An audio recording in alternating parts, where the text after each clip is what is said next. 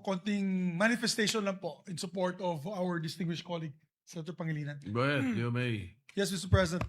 Mr. President, we're in all-out support in defending not only our sovereignty, but our defenders, those who defend the nation every day in the seas and in land, in the online, I'd say, winning the hearts and minds of the people. Kasi kawawa naman po sila, lalo na ating mga kawani ng gobyerno, na talagang tumatayo at ipinaglalaban ang ating karapatan, ating soberenya ng ating bansa, na hindi natin sila suportahan. So, Mr. President, when I was Senate President, we had come up with several approved resolutions. I'll ask DepSec Mavic to give us some of the resolutions we passed in the 19th Congress condemning itong mga acts. I think it was a time na naputol yata yung daliri ng isang Coast Guard. Lahat po tayo ay unanimous na tumayo in defense of our Coast Guard and asking the Chinese forces to de-escalate the situation in the West Philippine Sea.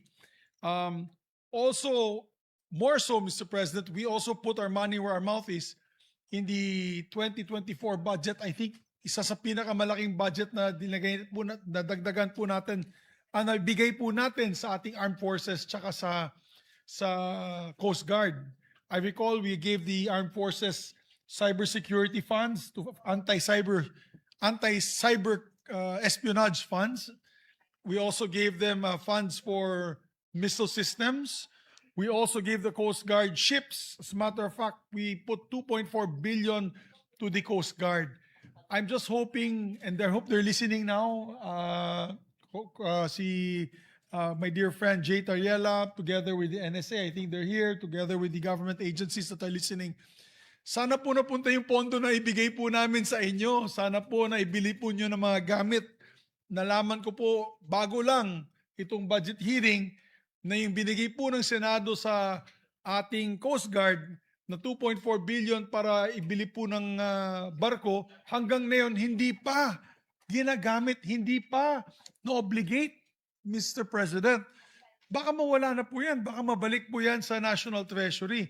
Sayang naman yung napakahirap maghanap ng pondo para sa programa, para sa modernization, ay gumalaw po kami nung 19th Congress at nadagdagan po natin ang budget nila.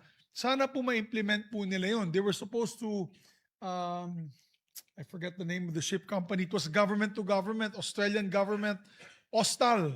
Austal was supposed to provide the offshore ships. That was a negotiation done when the Prime Minister of Australia, Albanese, was here in the Philippines. Hanggang ngayon, Mr. President, pawang-awa po, walang nangyari hanggang ngayon ay hindi pa nabibili. Kaya kawawa naman po yung ating mga kawani, yung ating Coast Guard, yung ating Navy. Hanggang sigaw na lang po sila. At this point in time, nagcaricature na nga. Kasi hindi natin binibigyan ng tamang equipment. Hindi natin binibigyan ng tamang bala. Nandyan na po ang pondo. I'm just giving as an example, yung sa Coast Guard, bakit hindi pa nila binibili ng barko or offshore patrol ships for our Philippine Coast Guard? Let's put our money where our mouth is. We should stop just constantly debating about what we should do and put our action to our plans. That's why it's called a plan of action. So, ang importante dyan, Mr. President, is sana tulungan din po natin sila. And ito coming 2027 budget with Senator Sherwin Gatchalian at the helm, we can add additional funding for AFP modernization and Coast Guard modernization. And kung pwede lang po, Mr. President, kung nandyan na yung pondo, huwag po sila maging mabagal at bili na po nila ng kagamitan ng ating mga sundalo and Navy personnel and Coast Guard personnel. Ito nga po, Mr. President, and I'd like to thank Mavic for this, our Deputy Secretary General. This is Senate Resolution number 79. Ito po, an act strongly condemning continued harassment of Filipino fishermen and the persistent incursion of in the West Philippine Sea by the Chinese Coast Guard and militia vessels, and urging the Philippine government to take appropriate action in asserting and securing Philippine sovereign rights over its exclusive economic zone. This was passed in, adopted in August 1, 2023, Mr. President. And it was unanimous. There was no objection from any of our members, Mr. President. Ito yung na-water cannon yung ating mga Coast Guard.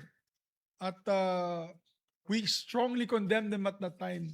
So let us unite as an institution, Mr. President. As an institution, let us unite for our men and women that are protecting our sovereignty in the West Philippine Sea. Hindi po tayo nakakahanap ng away. Let me clarify kasi sasabihin na naman nila, warmongering na naman ako.